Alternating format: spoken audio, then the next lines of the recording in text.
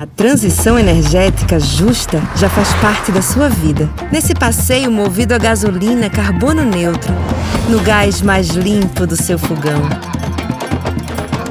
E no diesel mais sustentável que chega para cada vez mais gente. Com produtos que geram menos emissões, a Petrobras é líder na transição energética justa. E isso é bom para todo mundo. Petrobras, o Brasil é a nossa energia. Olá pessoal, sejam todos e todas bem-vindos de volta ao Estúdio Eixos, direto da CERAWeek 2025. Nosso bate-papo de agora é com Pedro Turqueto, que é vice-presidente da Copa Energia. Pedro, obrigado pela gentileza de estar aqui com a gente. Prazer estar com você, Felipe, de novo, com Eixos. Vamos lá, vamos falar dessa semana. Legal, estamos aí no quarto dia já da CERAWeek, uma semana intensa, né, movimentada de discussões aqui em Washington e aqui em Houston. Como é que você está vendo os insights, as discussões? O que a gente já pode levar para o Brasil de insight das discussões que a gente teve aqui essa semana em Houston? Felipe, para mim tem sido uma semana extremamente rica. Primeiro que eu não comecei a minha segunda-feira aqui em Houston. Eu estava em Londres, num evento chamado SMI, que falava um pouco de sustentabilidade, de transição, tocava bastante o tema de energia. E, assim, quando eu pousei aqui em Houston, já vi que o assunto estava 180 graus pro outro lado, né? E aí eu acho que a primeira coisa que a gente pode tirar aqui do evento é que cada região do mundo, cada localidade está olhando bastante para suas necessidades, está entendendo o que eles têm de qualidades, né? O que eles têm de potencialidades para poder usufruir disso. E como é que eles resolvem o trilema, que é o que tem se falado bastante nesses dias que eu estou aqui, que é a questão de ser competitivo, né? Se você ter uma energia competitiva, você ter segurança energética e você continuar olhando para a questão de sustentabilidade. Eu tenho falado com os meus colegas aqui que vieram nos outros anos, e eu até estava comentando aqui com a Heloísa DPE que se a gente seguisse exatamente o que está se falando cada ano que viesse, a certeza que a gente ia ter que a gente ia errar na mosca, né? Então, a gente passou falando muito de hidrogênio nos últimos anos e a gente está vendo que a realidade está batendo a porta, que é uma tecnologia que ainda não está madura o suficiente para a gente poder depositar tantos recursos e esperanças nela. E aqui agora a gente tem se falado muito em Drill Baby Drill, né? Usando o gás natural hoje como um energético de destino, é o que tem se falado aqui, né? Não só um energético de transição. Então, eu acho que a gente tem que sair e tentar trazer isso para a nossa realidade, né? Eu participei de algumas roundtables aqui de América Latina, e aí eu acho que uma das coisas que a gente tem que olhar bastante é nessas novas questões geopolíticas, como é que a América Latina vai se posicionar, e não só o Brasil. Então, acho que aqui tem se falado bastante de Vaca Muerta, então a gente tem um país que está ali do nosso lado, que vai ter uma potencialidade, uma quantidade de gás enorme, e como é que a gente pode se beneficiar isso, a região como um todo, o próprio Brasil, né, chegando mais gás natural. E aí, do nosso lado, Copa Energia, né, como é que a gente tem tentado se posicionar, a gente ainda é uma empresa que é majoritariamente de GLP, né, que aqui se chama de propane. E o quão pouco se fala de propane quando você está no norte global, né? Em compensação, na única apresentação que eu vi aqui, que era, como é que se chamava? Era como é que a gente vai descarbonizar o mundo até 2075 e tal, foi quando se falou mais fortemente do GLP e da importância que ele tem dentro da matriz energética, principalmente residencial, mas de países da África, da América Latina. E aí eu vejo que a gente tem uma potencialidade enorme ali no Brasil. Hoje a gente tem uma rede super capilarizada, hoje a gente chega em 100% dos municípios, está em 91% das residências. E isso tem uma jornada muito importante dentro da questão de sustentabilidade, dentro da questão de segurança energética do nosso país. Então, eu vejo que a gente tem que puxar algumas coisas que a gente está aprendendo aqui essa semana, mas levar para nossa realidade. Então, dentre essas roundtables que eu estava, sem querer me alongar muito, o que eu vejo comparava respostas dos principais executivos da América Latina comparando com os principais executivos dos países em desenvolvimento. E o que se falava era quais são as maiores, o que te deixa com mais incertezas para fazer investimento, né? Enquanto você olhava que outros países em desenvolvimento esbarravam muito na questão da tecnologia, o que a América Latina esbarrava era na questão da segurança regulatória, né? Então acho que é extremamente importante a gente ter essa segurança e ter essa previsibilidade regulatória para fazer os nossos investimentos. E aí eu não digo que talvez seja um problema regulatório da América Latina. A gente está brigando por dinheiro, está todo mundo olhando onde é que vai colocar o dinheiro. Tem mais dinheiro aqui em cima para ser colocado do que lá embaixo. A gente precisa entregar coisas com muito mais propriedade, com muito mais certeza para você conseguir trazer o dinheiro para lá. E na questão da tecnologia, eu acho que hoje o Brasil tem tecnologias maduras. O único lugar que eu vi o Brasil ser citado aqui foi numa apresentação de biofuels, né? Que a gente era exemplo, Então a gente tem esse portfólio de biocombustíveis que a gente deveria atacar e a gente deveria ter bastante consciência disso para ter políticas públicas adequadas para poder fazer os investimentos necessários no país. Legal. Você citou o país e a questão da segurança regulatória. O Brasil é um país, como alguns outros do sul global, vamos dizer assim, que tem uma necessidade de combate à pobreza energética muito grande. E o GLP tem um papel fundamental nisso, sobretudo no Brasil, por conta do acesso, como você mesmo falou, chega em 100% dos municípios. E a gente vive, ao mesmo tempo, um movimento de trabalho do governo federal no Brasil de tentar reduzir preço para a entrada, né, da população no acesso a GLP e outras energias. O que a gente faz hoje para conseguir equilibrar esses dois pratinhos e, de um lado, não matar o investimento, e de outro também fazer com que a população mais carente tenha acesso a essa energia, equilibrando também com essa segurança regulatória que você defendeu e que no momento que a gente está em discussão justamente do marco da regulação do GLP no Brasil. Não, Felipe, eu acho que aqui a gente está falando dos trilemas, eu acho que a gente tem os nossos dilemas lá no Brasil, né? Eu acho que quando a gente fala do GLP, a gente tem muita coisa boa já na regulação atual e tem algumas coisas que a gente precisa evoluir. Então, eu acho que a Copa Energia, eu acho que o setor como um todo de GLP sabe que existem alguns gargalos regulatórios que a gente precisa definir para ter essa certeza que a gente está falando para fazer investimento. Mas em relação quando a gente fala dos nossos dilemas, eu acho que a gente tem uma questão de segurança energética, mas o que diz a distribuição de combustível, a gente tem uma questão de segurança social também, né?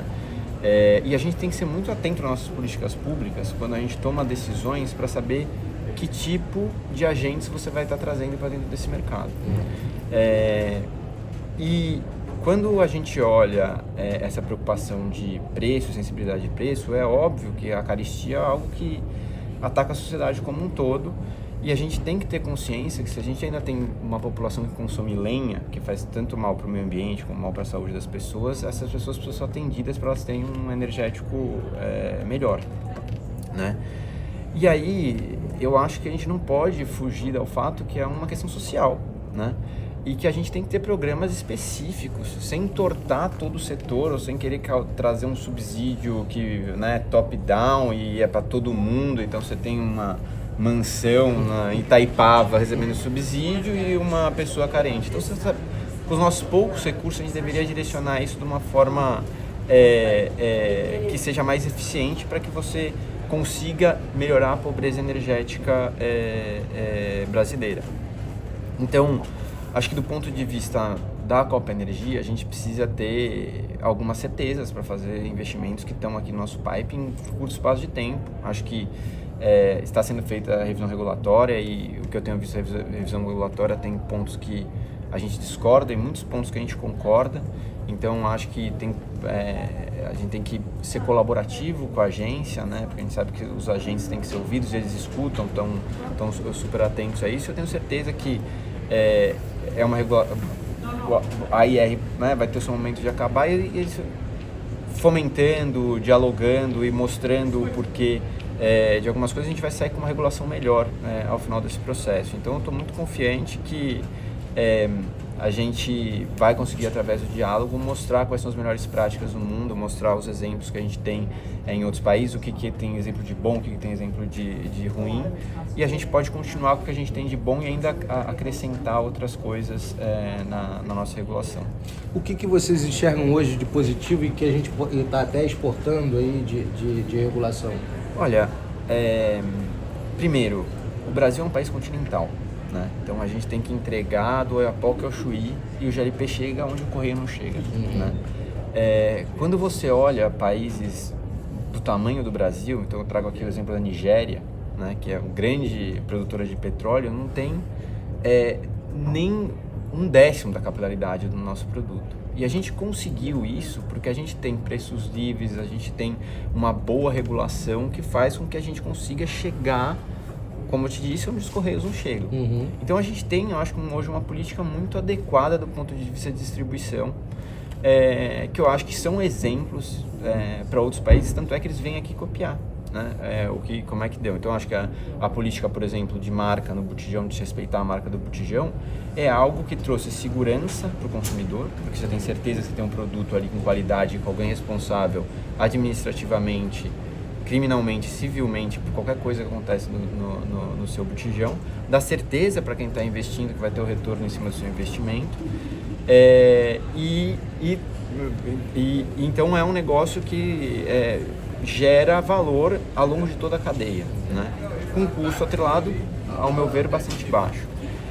Do mesmo lado, a gente hoje tem um impeditivo de usar GLP para outros usos, que a gente chama, né? Então a gente não pode usar o GLP, por exemplo, para geração de energia elétrica, não pode usar em diversos tipos de motores. E isso acaba, você tem um energético que é muito mais limpo em relação ao diesel, óleo combustível ou os combustíveis, e você é impedido por regulação de estar utilizando aquilo.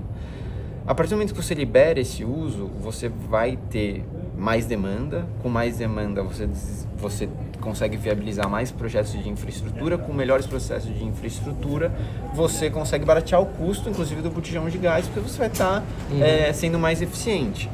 Agora, não é um passe de mágica, né? A infraestrutura tem que acontecer, os incentivos corretos têm que começar, você vai ter que explicar para quem está usando óleo diesel que a partir de hoje o GLP é competitivo, você tem que mudar a percepção do cliente. Então, eu acho que a regulação vai nos levar a ter um preço melhor no botijão de gás no longo prazo. E talvez a gente tenha uma questão de curto prazo que a gente tem que endereçar com políticas públicas. Outra coisa que eu acho necessária hoje a gente tem uma estocagem baixa no Brasil, né, de GLP. Então você precisa ter maiores estoques. Então eu acho que a gente tem que caminhar com uma política que incentive a se ter mais infraestrutura, a formação do estoque, né? Não vir aqui obrigar, botar, você tem que ter o estoque mínimo, etc e tal, mas algo que crie esse incentivo. E me parece que a ANP entende também isso e ela tem que criar esses incentivos dentro da regulação que eles estão fazendo. Então, eu acho que tem boas coisas ali dentro da regulação e tem boas coisas que hoje... Tem boas coisas no as-is, né, que deveriam ser mantidas. Então, acho que a gente vai ter que dialogar bastante, que eu acho que vai ter um mercado bastante saudável. E o que vocês enxergam com preocupação no que está dentro da discussão hoje? Como eu te disse, né, a gente tangencia a questão de não ter mais marca nos botijões. Né? Eu acho que isso seria um retrocesso enorme, tá? Sendo bem claro aqui, eu acho que seria um retrocesso enorme, porque quando a gente vê os países que não respeitam marca, a gente não tem nenhum case de sucesso, Esse é um tema que me preocupa e um tema que, na verdade, não é uma preocupação em si do setor, mas é quando a gente fala do fracionamento, né? O fracionamento, ele, para mercados muito específicos, vamos dizer assim, como é o americano, que o cara usa o 1% do consumo de GLP nos Estados Unidos no botijão de gás, e aqui a grande parte da população é rica, o cara usa o botijão para acampar, para fazer o churrasco dele ali na frente do estádio da NFL, e ele vai jogar esse botijão fora no ano seguinte. Você não tem demanda de escala, ele vai lá, faz um enchimento com uma válvula OPD, que é muito mais cara, e ele vai trocar aquilo porque aquilo para ele vai lembrar só no outro verão que aquele negócio existe, só usa para fins outdoor, né? Quando a gente cria uma dinâmica que se possa ter enchimento fracionado no Brasil, eu acho que se passa uma percepção errada para a sociedade que você pode fracionar qualquer tipo de botijão de qualquer forma, etc. e tal. E isso, no fim do dia, pode levar a gente a ter muito mais acidentes do que a gente teve hoje, sem trazer o que o regulador, o que a política pública deveria tentar fazer, que parece que eles estão fazendo, é baratear o custo do produto. Sim. E você não consegue ter um produto mais barato se você não tem escala. Nosso mercado é um mercado de escala. Você consegue ter um mercado de nicho, né? Mas a gente está querendo endereçar mercados de nicho na nossa regulação? Acho que não. Então, eu tenho uma preocupação em você autorizar um tipo de processo que no fim do dia pode trazer fraude ou pode trazer modelos muito permissivos que a agência vai ter dificuldade de fazer o acompanhamento. E aí você tem todos os nossos problemas sociais, como eu já disse, e que isso você pode trazer agentes inadequados à distribuição. Legal. Pedro, agradeço a sua gentileza por abrir esse espaço na agenda e bater esse papo com a gente. Felipe, eu que agradeço a oportunidade, é super importante o trabalho do Eixos, de vocês estarem aqui presente e trazendo informação do setor aí para todo o setor, para toda a sociedade. Tá bom? Obrigado, Pedro. Obrigado a você que está acompanhando a cobertura da agência Eixos direto da Zero Week 2025. Continue com a gente.